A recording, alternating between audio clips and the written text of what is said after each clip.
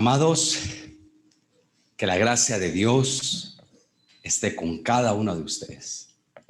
Es un verdadero privilegio poder compartir, poder saludarlos en ese tiempo tan maravilloso que el Señor nos permite vivir y estar juntos como familia en Cristo. Desde la bella Guatemala, un saludo, especialmente del Ministerio Ciudad del Rey. Es un privilegio poderlos saludar y bendecir, y que la gloria de Dios esté en la vida de cada uno de ustedes. Este es un tiempo interesante el que estamos viviendo. Ya estamos en el tercer mes del año 2021 y damos gracias a Dios porque nos ha guardado, porque nos ha librado y porque nos ha protegido. Hoy queremos seguir esforzándonos en estudiar la palabra y poder establecer según el Señor nos muestra a través de su estudio de su bendita palabra, poder entender algunos consumados que nuestro amado el hermano Pablo, a través de las diferentes escrituras en el Nuevo Testamento, él plasmó en consideración con una escritura y con una repitencia que él constantemente manifiesta en cuanto a la expresión Cristo. Y es interesante, hermanos, poder evaluar esa formulación paulina en donde Pablo hace hincapié de su posición en Cristo, pero no solamente es la posición en Cristo, sino Cristo en Pablo. Y hay un paralelo, hay un sinergismo, hay una interconectividad que una avala, autoriza a la otra dentro del pensamiento de Pablo, el apóstol Pablo. De manera que vamos a analizar lo que el texto habla desde ese punto de vista. Usualmente estamos muy acostumbrados a decir que, bueno, le entregamos nuestro corazón a Cristo, servimos en una iglesia, en un culto, somos siervos del Señor, y eso está bien. Pero hay un cuestionamiento, hay un asunto donde hay que hacer un autoexamen, una autoevaluación, porque lo normal o cotidiano es uno le sirve a Dios y estamos en esa constante de servir a Dios, de buscar a Dios, de estar en cargos y privilegios, y lo cual no es malo, es bueno. Pero Pablo hace unas aseveraciones y utilizaremos otros textos que nos van a aportar a este punto. Pablo dice, vamos a ir a Filipenses, Filipenses 3. Y dice en el versículo 9, luego vamos a leer todo el consumado del pasaje, Filipenses 3, 9, y ser hallado en él, no teniendo mi propia justicia, que es por la ley, sino la que es por la fe de Cristo, la justicia que es de Dios por la fe. La primera línea del versículo 9, y ser hallado en él. La palabra en griego describe es geurisco, y la palabra geurisco es una forma prolongada de un verbo primario, geureo, y esta palabra está se exceptúa en tiempos tanto el presente como el imperfecto. Entonces se puede definir literalmente como, o figurativamente como obtener, ver, encontrar, hallar. Hay diferentes tiempos que se pueden establecer para lo mismo, pero nos dice a nivel figurativo hallar, descubrir, reconocer, descubrir intelectualmente después de observar, reflexionar, investigar. Eurisco o geurisco, hallar, encontrar, se traduce con el verbo hallar en la mayor parte de todos los pasajes bíblicos. Pero cuando Pablo está diciendo ser hallado en él, es interesante el pensamiento, porque él lo que está tratando de mostrar es, no solamente es que Cristo esté en mí, que Dios esté conmigo o esté a mi lado, sino él propone y él saca una interrogante en tiempo futuro, donde se dice: yo quiero ser hallado, yo quiero encontrarme en él, en el Cristo, en la persona de Cristo, en la enseñanza, en el espíritu, en el testimonial de Cristo, ser hallado en él. Y este punto dista un poco de lo que usualmente se habla, porque lo cotidiano es que Él esté conmigo.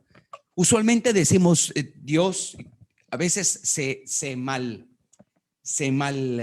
interpreta los pasajes cuando si Dios conmigo, Él me ayuda, me guarda, y vemos la constante de los exponentes donde se propone que Dios va a estar ayudando, fortaleciendo, dando, aportando, librando, dando dinero, curando, y vemos que hay una acción del verbo que recae en la persona de Dios hacia el humano, dando, aportando, guiando. Pero ¿en qué momento encontramos el intervalo del evangelio condicional que Pablo enseña? De manera que no estamos muy asidos, no estamos resueltos en entender que el evangelio hay condiciones. Y amados hermanos, es como el matrimonio. La relación conyugal hay condiciones. No es solamente te amo, me amas, sí, pero el matrimonio tiene condiciones de fidelidad, hay condiciones de respeto, de decencia, de dignidad, dignificación, honra. No, aún, por ejemplo, si evaluamos el tema, la relación padres e hijos o hijos y padres, lo mismo. Es como decir, el padre está obligado con el hijo y está obligado en darle, le da dinero, le da ayuda, le da esto, le da lo otro. Y encontramos la constante que el responsable o el resuelto de dar dinero es el papá. El hijo solo recibe ahí techo, derecho a un teléfono, derecho a un internet, derecho a alimento, derecho a universidad, a pagos de universidad, derecho a un vehículo, combustible. Pero el punto es, ¿y qué aporta el hijo al final? ¿Qué aporta? ¿Qué aporta más que solamente un buen promedio de calificaciones? Pero ¿qué más aporta? ¿Qué aporta? Aporta en el hogar, aporta limpieza, aporta servicio, utilidad. ¿Qué más aporta? Entonces encontramos que solamente hay alguien que está responsabilizado en dar, sostener, aportar, y el otro solo recibe. Y eso ha hecho que haya una inutilidad. Se ha vuelto, ese es un mensaje donde muchísima gente ha quedado inutilizada, muy inútiles. Y luego de ahí viene aquel pensamiento que Dios no me contestó, no me sanó, no me curó, no me ayudó, no me aquí. Y luego viene el reclamo reclamo, pero si Dios dijo, pero ¿por qué no actuó? Pero ¿por qué? Y es porque no estamos resueltos en entender que el evangelio tiene condiciones. Y si en la vida natural, matrimonial, conyugal, si eliminamos las condiciones, entonces tenemos uniones libres. Entonces tenemos uniones libres que, bueno, no tácitamente hoy son el pan diario, no, uniones libres donde, bueno, nos unimos y sin reglamentos, sin condiciones, sin derechos o responsabilidades. No hay. Entonces, ese es el tema, que hoy digamos, la sociedad y corrientes de pensamiento cada día están tratando de alguna forma asfixiar las condiciones bíblicas que Dios estableció para el bienestar del matrimonio y para el bienestar de padres, hijos, hijos, padres. Y cada día vamos a ir encontrando que se está de una manera muy sutil, se está desgarrando que ya no hay necesidad de esas condiciones porque estamos en otra época y que las condiciones han cambiado. Y creo que hay un tema muy a fondo que debemos de analizar todos, pero el punto es, eliminemos condiciones, ya no tenemos nada. Y es lo que el mundo está provocando ahora. No hay compromiso, no hay responsabilidad, no hay. Entonces, partiendo de ahí, encontramos que Pablo dice, yo quiero ser hallado en él. Yo quiero ser hallado en Cristo.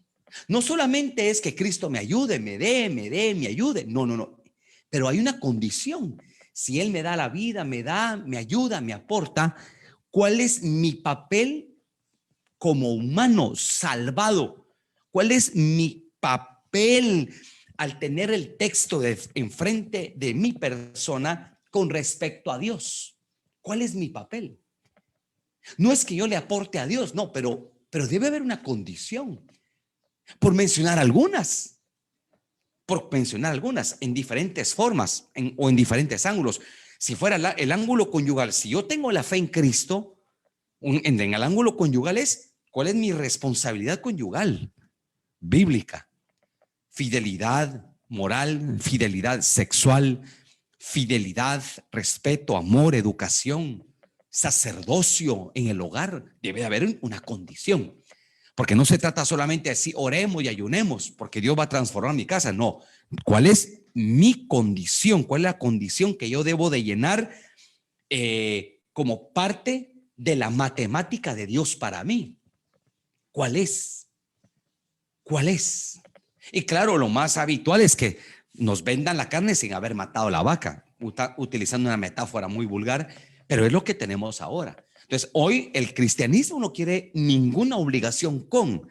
El cristiano de hoy no se obliga con su cónyuge, no se obliga con sus hijos, los hijos no se obligan con el padre, no están obligados con su pastor, con su iglesia, con la fe, con la palabra, con mantener líneas correctas sexuales, morales, buen manejo de la mayordomía financiera, y no solo financiera en todo el sentido de la palabra. Entonces, estamos haciendo a un lado que hay condiciones. Y si no hay condiciones, no hay nada. Y lentamente y sutilmente se está filtrando esas corrientes de pensamiento donde Dios te da, Dios te sana, te libra, te da. Y entonces, ¿cuál es mi papel con Él? ¿En qué yo me responsabilizo? ¿Cuál es mi responsabilidad? Entonces, el punto es que Pablo dice, yo quiero ser hallado en Él. Yo quiero ser hallado en Él. Encontrarme en Él. La palabra heurisco lo que está diciendo es encontrar, hallar. Definiéndolo de una manera más práctica, es entender qué es lo que Él dice, hace, cuál es su conducta, sus testimonios, su forma. ¿Cómo yo puedo estar en Él? Y cabe resaltar el pasaje de Mateo capítulo 7. Quiero que lo evalúe conmigo, por favor. Mateo capítulo 7. Voy a ir corriendo algunos versículos así un poquito rápido. En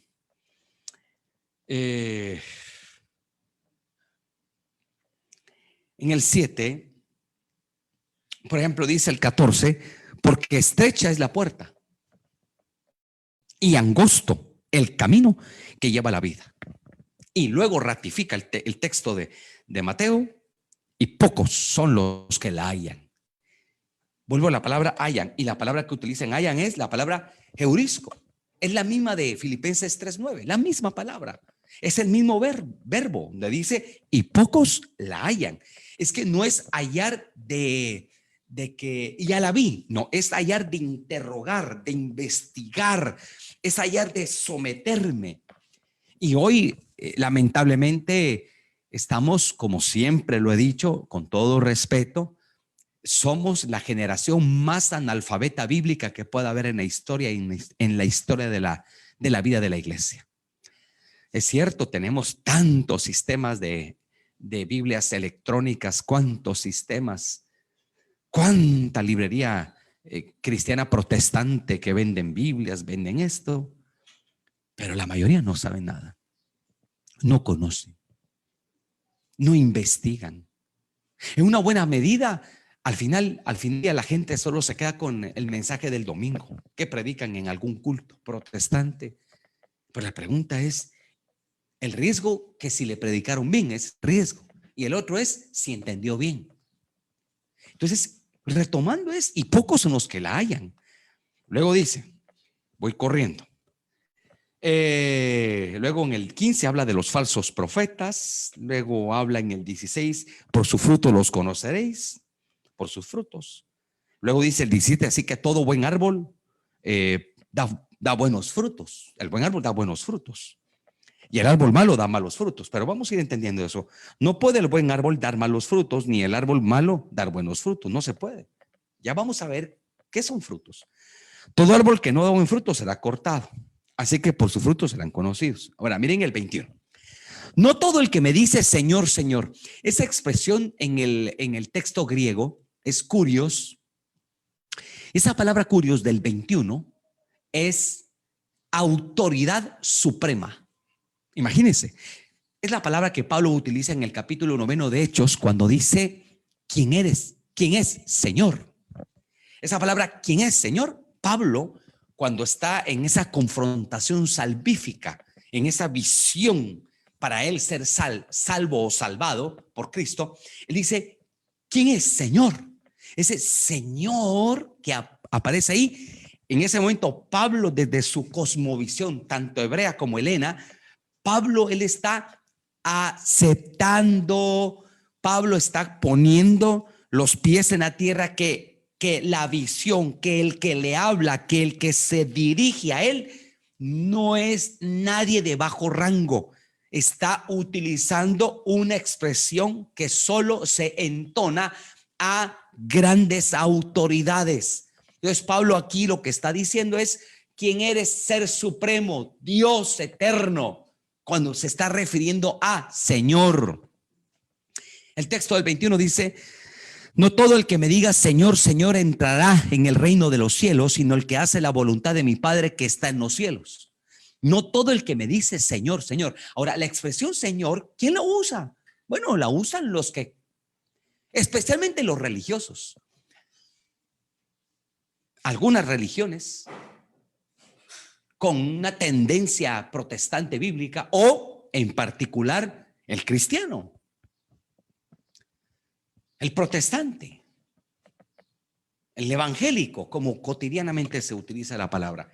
Señor, Señor te adoro, Señor te bendigo, predicamos, Señor, predicamos, hablamos, sí, Señor, Señor, pero el texto dice, está aludiendo que quienes usan el Señor, Señor, saben de quién hablan, saben quién es, saben, entienden el valor, el peso de la usanza de la palabra Señor. Es decir, no es no es cualquier ni neófito, ni tampoco cualquier ignorante. Aquí está diciendo Señor, Señor, y 2 veces es alguien que sabe lo que está diciendo. Pero en el verso anuncia que no entrará en el reino, aunque invoquen el nombre, aunque prediquen utilizando ese nombre, aunque profeticen, aunque sanen con ese mismo nombre. No hay seguridad. 22. Muchos, y la palabra muchos aquí la utiliza como polus. La palabra polus es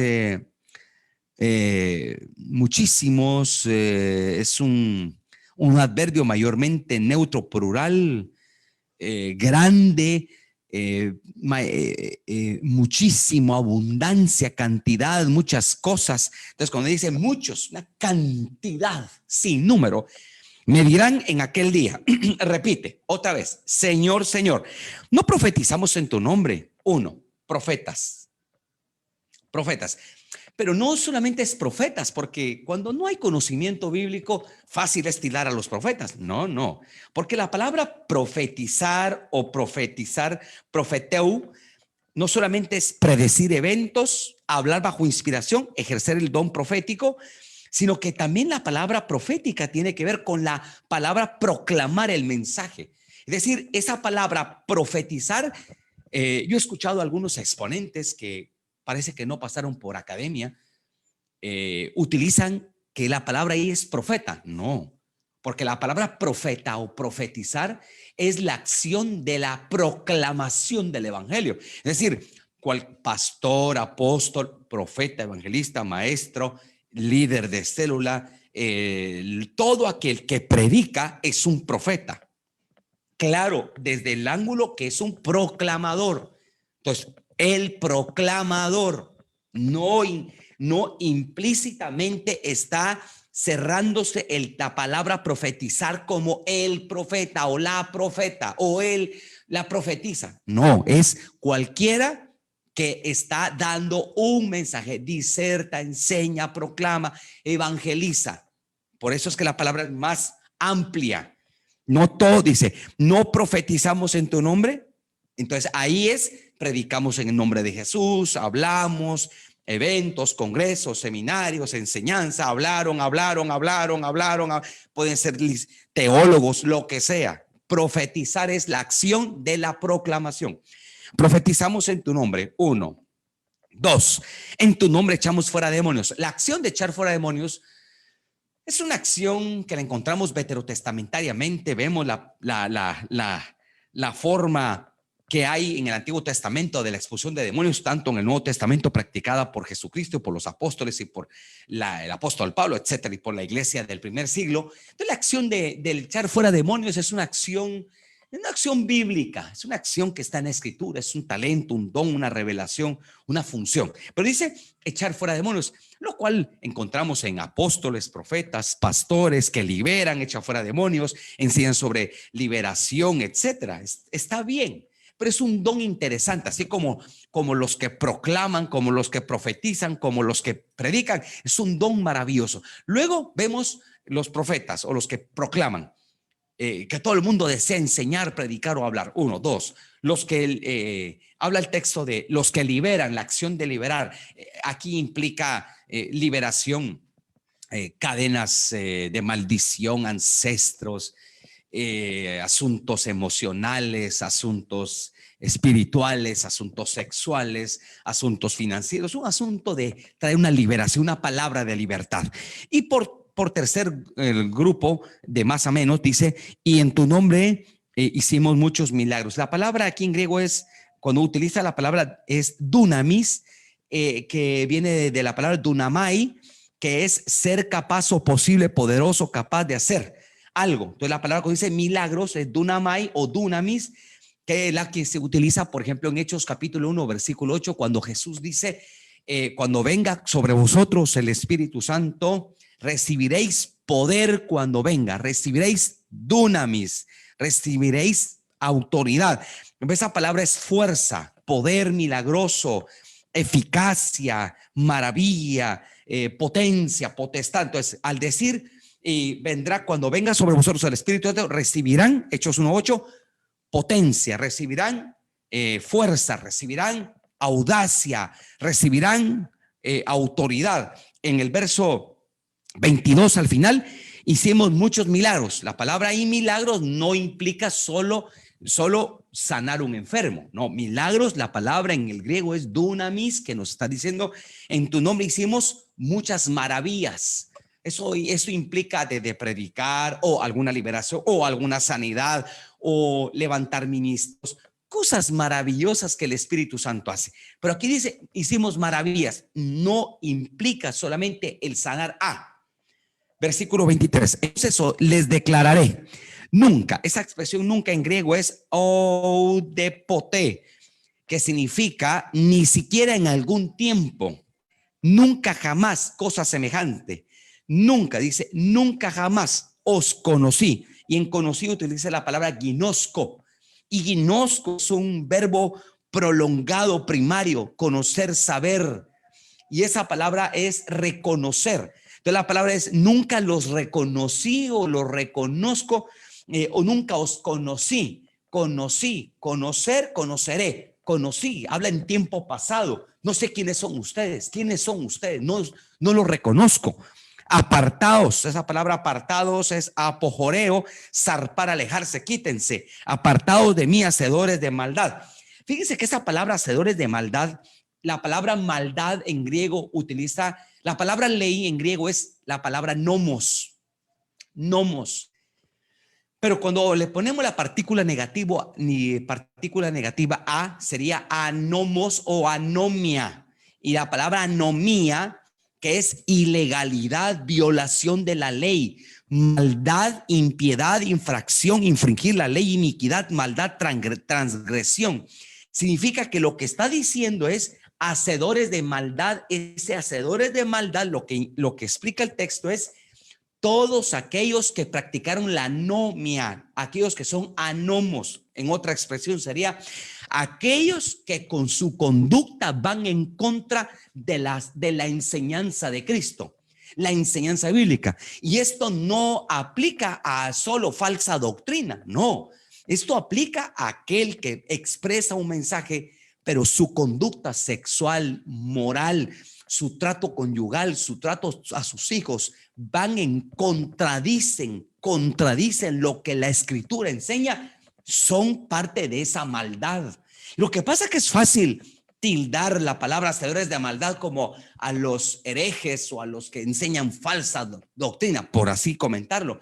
Claro, pueden entrar, pero el texto realmente habla de anomia o anomía, que ahí no está diciendo más que si tu conducta sexual, tu carácter, tu trato a tu esposo, a tu esposa, a tus hijos, tu trato a tu familia, tu trato hacia sí mismo, tu trato a los semejantes, tu manera de manejar el dinero, no tienes moral y tu conducta no va en la línea de la enseñanza no solamente de Cristo, el consejo paulino, el consejo del pastor Pedro, el consejo de todo el Antiguo Testamento. Vamos en contra. Mis acciones van en contra. Yo soy un practicante de la maldad. Por ejemplo, estoy difamando personas. ¿Cuántos difaman personas? Pastores y difamando personas. ¿Cuántos difaman, agreden? ¿Cuántos hablan incoherencias, actúan incoherentemente? Entonces, esos son practicantes de la maldad. Por eso es que hablar de la maldad no solamente es yo enseño lo correcto. No es eso. La maldad tiene que ver cómo tú hablas, cómo eres, cómo te conduces, quién te crees, cómo procesas tu vida. Entonces, la palabra aquí, hacedores de maldad es para hacernos, coloquialmente, poner las barbas en remojo y ponernos a meditar si estamos viviendo en contra de lo que Jesús enseñó, en contra de lo que Pablo enseñó y en contra de lo que la palabra profética por los profetas en el Antiguo Testamento enseñaron. Si yo estoy difamando personas, si yo estoy agrediendo, estoy ofendiendo, estoy deshonrando, pregunto, aunque sea muy profeta o muy apóstol o muy pastor o muy líder de célula, yo estoy practicando la maldad. Aunque yo profetice, predique, proclame, sane, liberte y haga maravillas, no sirve de nada que yo le esté diciendo al Señor Jesucristo: yo he hecho, yo hice, levanté, llevé, quité, puse. Pero si mi moral, mi diario vivir, mi conducta discrepa de la enseñanza de la transversalidad de la Torá en mi vida, yo soy un practicante de la palabra maldad, practicante de la maldad. Por eso es que dice y cierra el pasaje, y si usted lo ve conmigo, en un pasaje dice: apartados de mí, hacedores de maldad. Yo quiero cerrar. Por eso es que el punto aquí es, Pablo dice: yo quiero ser hallado en él, porque hoy y como bien se ha dicho siempre, en el día del Señor van a haber sorpresas, hermanos, muchas sorpresas. Los que nosotros creíamos que andaban cerca del cielo, van a haber sustitos al final. algunos sustitos, van a haber sorpresas. Aquí en la tierra podemos aparentar, todos podemos aparentar piedad, podemos aparentar santidad, vamos a aparentar que somos correctos. Aquí podemos aparentar y engañar a la gente. El tema es con el de arriba. ¿A qué nos llama hoy este texto? A pensar. ¿Practico las enseñanzas de Cristo? ¿Vivo su mensaje? Jesús pudo mandar a ser parte del juicio apedreador contra la mujer tomada en el acto del adulterio y liberando al fulano de tal que andaba a la par de ella o con ella, ¿sí? Que lo eliminaron, lo sacaron astutamente. Es decir, como Jesús dijo, ¿verdad? A algunos les gusta colar mosquitos y se tragan el camello. Buenos, hay muchos que les gusta hacer eso. Entonces Jesús entendió, son buenos para acusar, pero esconden el pecado que tienen detrás de sus manos. Para eso son buenos. Entonces encontramos en este lado que Jesús le dijo a la mujer: no peques más para que no te venga algo peor, no peques más, no sigan esa vida. Jesús dijo: no vuelvas a pecar, yo no te condeno, yo no te acuso.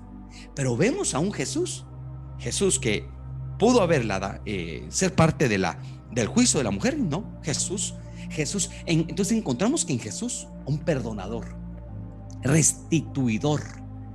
Ahora, el tema es: si yo soy un profeta, conste que profeta como proclamador, predicador, pero vivo condenando, acusando, señalando, creyéndome que soy yo, creyendo que soy la cereza del pastel.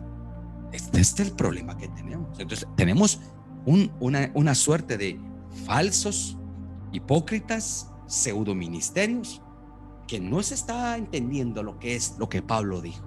Entonces la pregunta es si Jesús amó, perdonó, fue punto de conexión, fue punto de amor, de empatía, de comprensión, de levantar, de endechar, de ayudar. ¿Cuánto de lo que Jesús practicó o demostró en los evangelios tiene que ver con mi vida? ¿Cuánto de lo que Cristo? Entonces la pregunta hoy para cerrar es: ¿cuánto de lo que Cristo hizo se parece a mí o yo me parezco a Él? ¿Cuánto? En mi manera de hablar, en mi mirar, en mi oír, en mis manos, en mis pies, en mi moral, en mi sexualidad, en mi matrimonio. ¿Cuánto de la enseñanza paulina tiene que ver conmigo? ¿Dónde está? Aunque sea un buen proclamador. Hoy es el tiempo de reflexión. Hoy es el tiempo para decirle: Señor, yo quiero que me reconozcas, porque el texto dice: yo no sé quiénes son ustedes, no sé ni dónde salieron. Buenos para predicar, pero jamás vivieron nada. Buenos para predicar, mire, ese es un tema tremendo, tanto para ti como para mí. No creas, yo también me predico a mí mismo todos los días. O sea, el tema al final es: ¿será que camino como Él camina? El tema es: ¿lo que predico se practica en mi hogar? ¿O será que estoy un poquito sobreestimado? Como Pablo dijo: ninguno tenga mayor concepto de sí mismo que el que debe tener, sino que piense sobre sí mismo de manera sobria. ¿No será que algunos están sobreestimados, sobrevalorados? Hoy vamos a reflexionar con esto. Yo te animo a que abras tu corazón. Abre tu corazón al Padre. Abre tu corazón al Señor. Abre tu corazón. Un día estaremos delante de Él. Un día. Y ese es el tiempo para decirle: Señor, quiero ser hallado en ti, como Pablo, tu siervo, dijo. Quiero ser hallado. Quiero practicar lo que tú enseñabas. Quiero hacer lo que tú hacías. Tratar a mi esposo, a mi esposa, a mis hijos, mi carácter, mi moral. No solo porque defiendo un púlpito de madera. No. Quita el púlpito. Nuestro mejor púlpito es nuestro hogar, nuestra conducta. Porque en el púlpito todos somos buenos. Yo creo que abras tu corazón, hermano. O sea que hay muchos que quieren hoy reconciliarse con Dios. Quieren hoy decirle: Señor, yo quiero arrepentirme, quiero sanarme, quiero curarme. Abre tu corazón y dile: Señor, yo necesito de ti, necesito de tu amor, necesito de tu misericordia. Yo quiero orar un momento, voy a tomar un minuto para orar. Si tú tienes necesidad, por favor, escribe ahí en pantalla en Facebook. Puedes escribirnos para poder orar por ti. Señor, si no he caminado rectamente, quiero empezar a caminar rectamente. Si no he hecho lo correcto, quiero empezar a hacer lo correcto. Yo necesito un toque de tu mano. Necesito, Señor, saber que mis pasos son tus pasos. Que mi boca, mi lengua, tú la controlas. Que tú controlas mi corazón. Que mi corazón ha estado lleno de amargura y rencor. Eso no se parece a ti, Señor. Yo necesito una sanidad, una restauración. En el nombre de Jesús, hoy abrimos nuestro corazón, Padre. Y yo como pastor, como tu hermano, yo te bendigo y oro para que el Señor te ayude, que te dé fortaleza, que te dé ánimo, que te dé consuelo, que te dé ayuda, para que tu ministerio, tu llamado, tu propósito sea levantado con plomo de albañil. Que crezcas en tu matrimonio, en la relación con tus hijos, que crezcas en la palabra. Padre, en el nombre de Jesús damos gracias por cada hermano y hermana. Trae una bendición especial a sus vidas y que tu gloria y tu amor esté sobre cada uno de ellos. Señor, que en aquel día no nos sorprenda como ladrón en la noche. Te damos gracias en el nombre de Jesús. Amén. Te bendecimos desde la bella Guatemala. Un abrazo para ti.